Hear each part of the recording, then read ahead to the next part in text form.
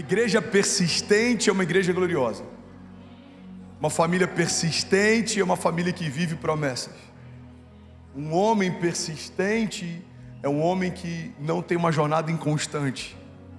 A persistência é algo indispensável para quem quer construir uma história com Deus.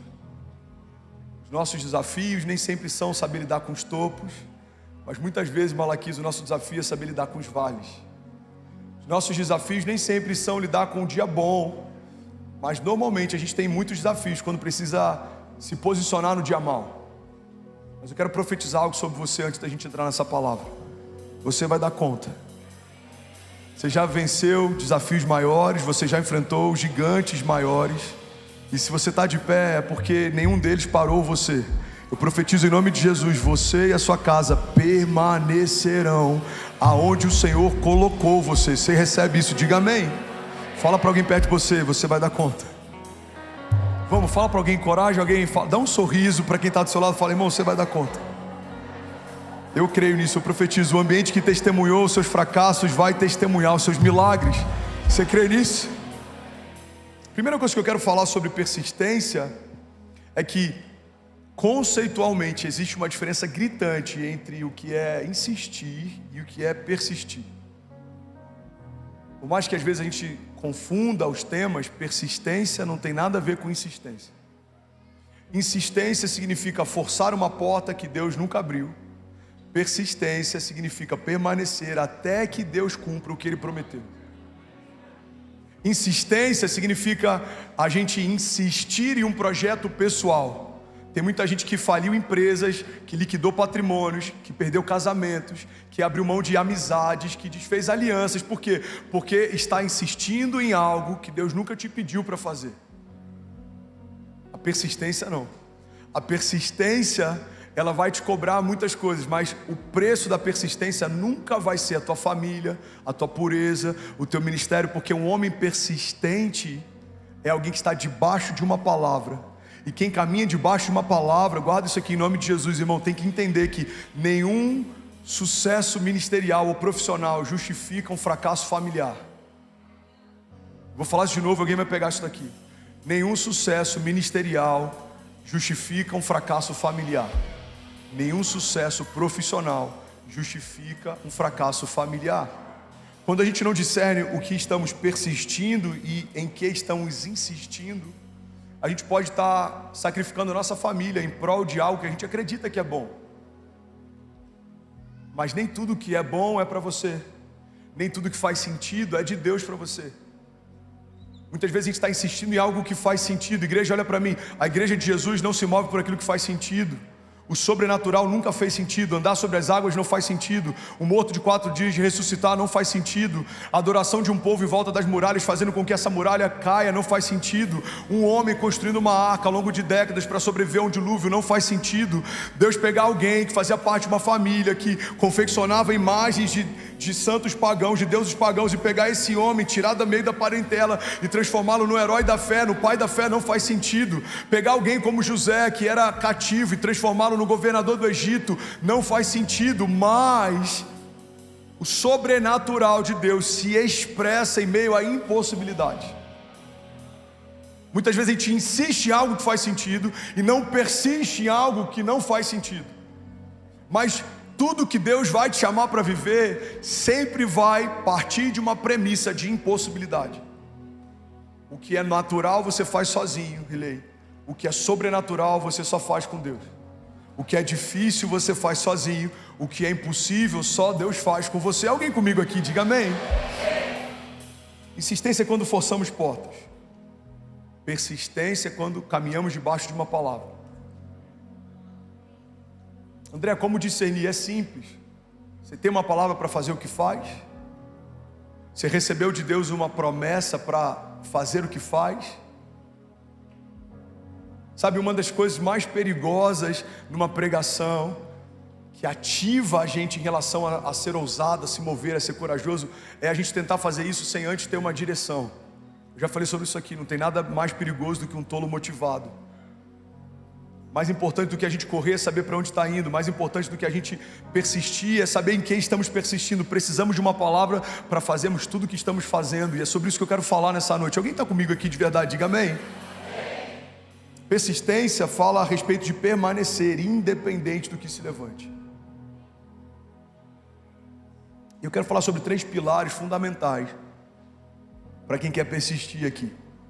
Primeiro pilar fundamental para vivermos persistência é maturidade. Fala comigo, maturidade.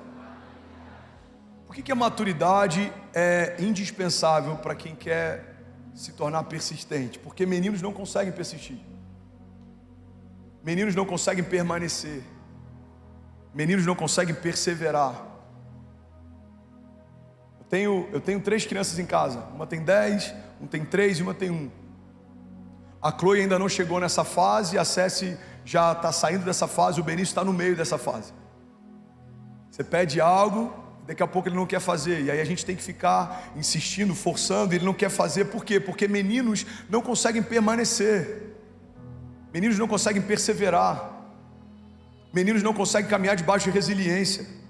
E esse é um dos maiores desafios e é uma das coisas que mais tem gerado caos na estrutura familiar da nossa geração. Por quê? Porque tem muitos meninos casando e achando que o casamento os tornará homens. O matrimônio não torna um menino homem. Um menino precisa caminhar ao lado de um homem para saber como um homem se porta. O casamento não preenche vazios. Alguém completo casa com alguém completo, e aí eles então transbordam. Alguém comigo aqui?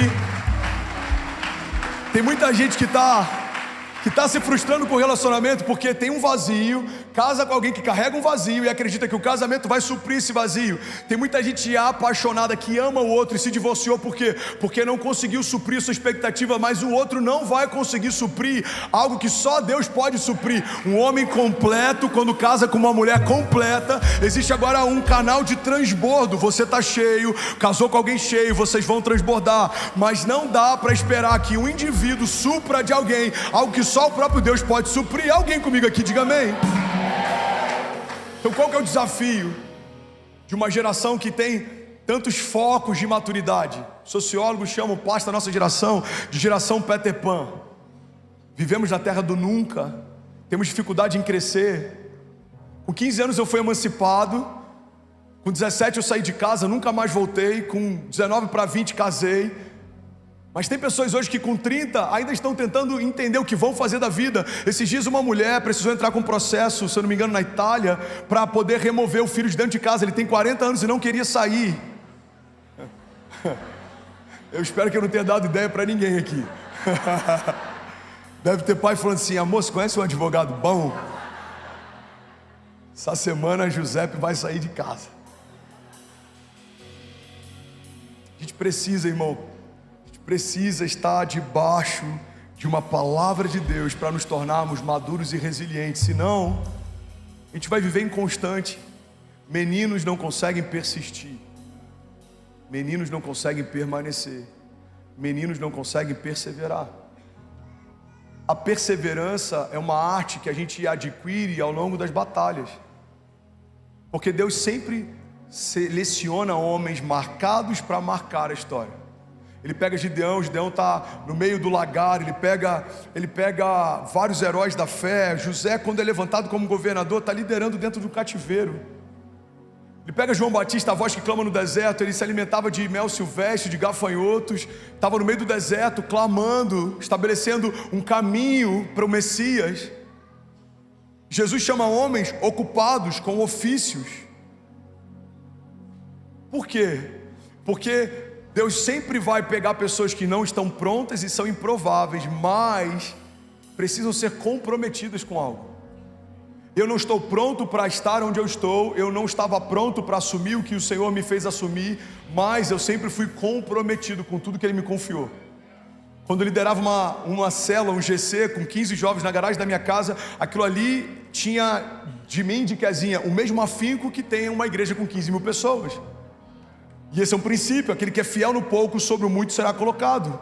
A gente sempre cuidou de tudo que o Senhor nos confiou, como se aquilo fosse tudo que a gente tinha, porque de fato aquilo que o Senhor te confia é tudo que você tem. Se você for um bom mordomo e for zeloso e permanecer e persistir, o Senhor te confiará mais, Ele aumentará o tamanho da tua bandeja, as coisas que coloca sobre ela, e se você permanecer como bom mordomo, a cada nova estação o Senhor te confiará mais coisas. Por quê? Porque homens governam, meninos não.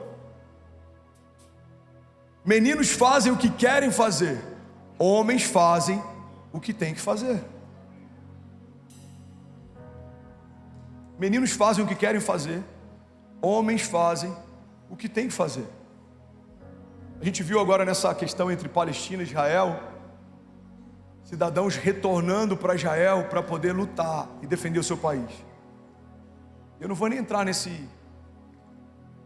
assunto, embora seja muito óbvio o que está acontecendo, mas o ponto existe uma consciência de civilidade e de necessidade de se posicionar e se portar em cada cidadão de Israel, a tal ponto que meninas e homens sabem que são soldados em potencial, e para manter aquele estado de pé, precisam servir. Eles não servem necessariamente porque gostariam, mas todos eles servem porque têm que servir.